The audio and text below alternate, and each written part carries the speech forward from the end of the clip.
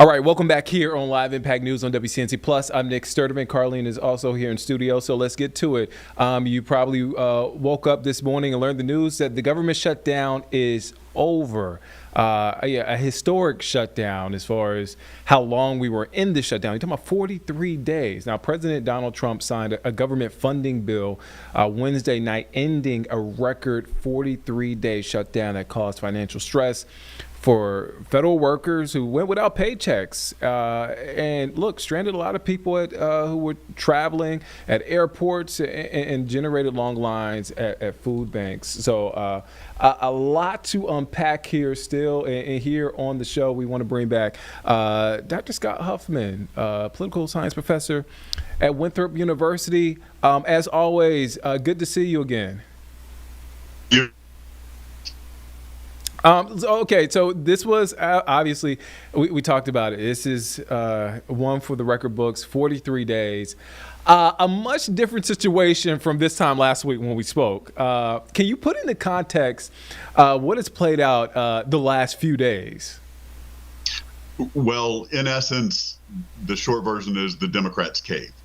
That's the short version. There's a slightly longer version. The Senate Democratic leadership were not able to fully hold their ship together. Enough members of the Senate from the Democratic side agreed to cross over and move the spending bill forward. Then it went back to the House, of course, for reconciliation. And it just needs a simple majority in the House, which the Republicans have in the House. This technically only funds the government through the end of January. So, hey, we've got this to look forward to all over again, possibly. The interesting thing for the Democrats is they really got nothing out of this. They, pushed and they made a big deal about the fact that the big one beautiful bill being voted on took away subsidies for health care. Under the Affordable Care Act, everybody gets health care. And if you cannot afford to purchase it on your own, you can apply for a subsidy. Now, the Affordable Care Act is, a boon for private insurance. It's not public insurance. It's not socialism, but you can get subsidies to buy it. The bill cuts that out. That's why they were supposedly allowing the shutdown of the government. They talked a lot about SNAP benefits as well, and we heard about that. Well, that wasn't really even part of what their demands were. That just happened as a part of this shutdown, but it wouldn't have happened actually if the Trump administration hadn't ordered the withholding of funds. So we kind of see two things going on at the same time. Trump administration is really trying to put pressure on the folks who see the Democratic Party as the party that supports them. And when they lose SNAP benefits, they're going to be wondering why the Democratic Party is causing the shutdown. Now, the interesting side of that is public opinion was mostly against the Republicans on the shutdown, but the Democrats essentially had to give in at some point. They got absolutely nothing for it except a promise to maybe consider in December, possibly voting on returning those ACA subsidies, which, of course, isn't going to happen. I was just about to ask you that. I mean, look, we have this promise, not even on paper, that they will possibly vote on Affordable Care Act subsidies come December. That's, that could happen, right? But in reality, will that happen? Could that happen? I mean, you alluded to it, but it seems like a long shot. It's a long shot that the vote even happens. If it does happen, it won't pass. So it's a promise to maybe do something that you'll fail at, and of course, promises don't mean anything in the world of politics. And every lawyer, and most of our legislators are lawyers, can tell you if it's not written down in a contract and signed, it's not enforceable.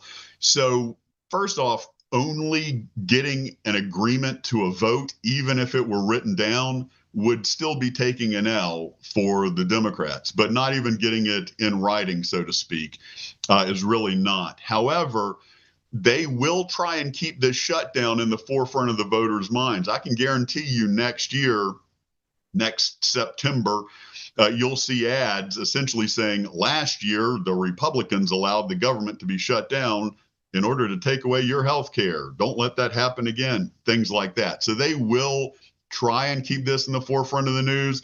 The problem with doing that is our news cycle will be past this maybe by the end of our chat. At this point, we're going to be hearing more about Epstein tomorrow than we are about government shutdown. So it will be in the Democrats' best interest to, once the shutdown's over, to keep the fact that it was shut down in the forefront of the voters' minds next year. So the answer to my next question, who does this impact politically? Probably no one, because of the news cycle, right? In the end, it's not going to feel, no one's going to feel any heat immediately. Every time there's a shutdown, and there have been plenty of times this just happened to break a record, it is usually laid at the feet of the administration. No matter what's going on in Congress, it's usually laid at the feet of the administration. And this time, the public generally was putting it on Trump's lap. The problem is the people who are Trump's core supporters don't hear any messaging other than the messaging that is pro-Trump. And the people who would never even consider anything Trump did to be good only hear messaging that agrees with their beliefs. So, really, when we look at the people who could turn elections in North Carolina and purple states, which are going to be the states that matter, those people blamed a little more on the Republicans than the Democrats this time. To the degree somebody, quote unquote, won, the Republicans didn't have to give in on anything. And that's sort of what people are pointing to. We talk about the long-term consequences as far as healthcare, right? That is the mountain that Democrats were essentially wanting to die on. This is what they were championing. But what are the long-term consequences that we're not thinking about, right, outside of healthcare, when it comes to the impact and the fallout from the shutdown? Well, partially from the shutdown, one thing the Democrats did get is a promise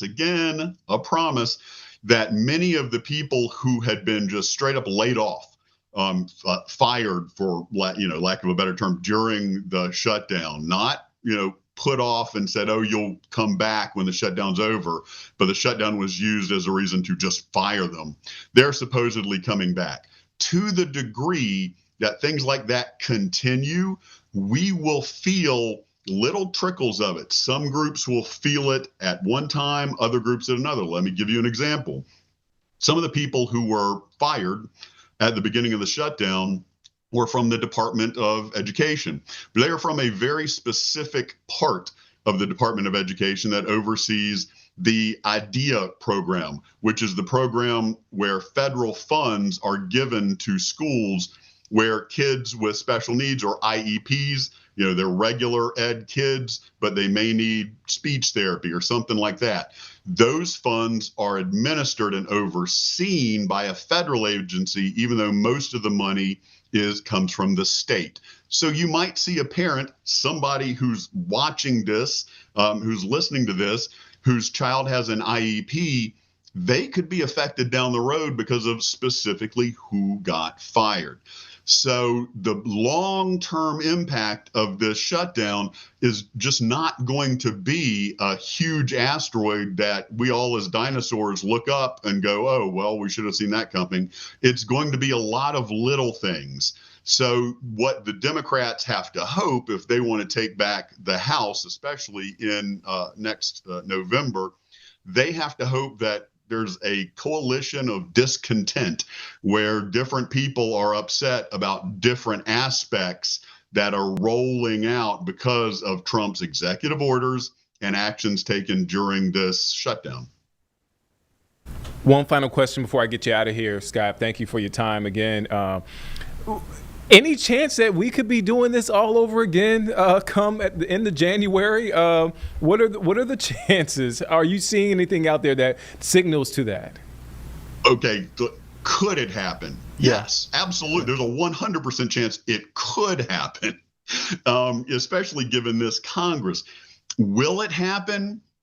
There's a better possibility than you would normally say at this point. We continue to kick the can down the road when it comes to a budget. We actually hadn't had a new budget in so much longer than people realize. We were just passing continuing resolutions, which kept funding at their previous levels. So we're kind of kicking the can down the road. We could see this crop up, just after the holidays yet again. The higher the degree of polarization in Congress, the more likely it is if all branches of government aren't fully funded and it takes a separate bill for each branch and for each agency. As always, thank you for your time. Thank you for the context. I could chat with you for another hour on this, but I won't. I know you got things to do, but as always, thank you, my friend. My pleasure. Good to be with you. Good to be with you, too.